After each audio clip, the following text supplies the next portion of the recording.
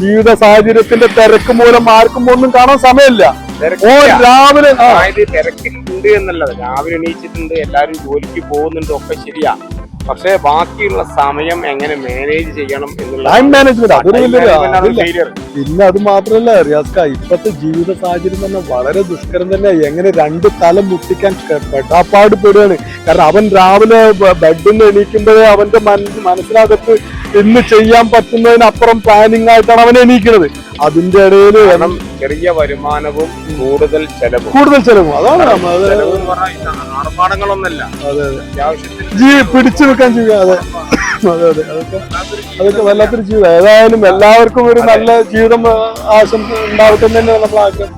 എന്തായാലും നമ്മളിപ്പോ പറഞ്ഞ മാതിരി ഒരുപാട് ആളുകളുടെ വേദനയും കണ്ണീരും ഒക്കെയാണ് ഇവിടെ കിടക്കുന്നത്. ആർക്കൊന്നും ഇങ്ങനത്തെ ഒരു കണ്ണീരുകളും വേദനയും വരാതിരിക്കട്ടെ എന്ന് നമുക്ക് പറയാം.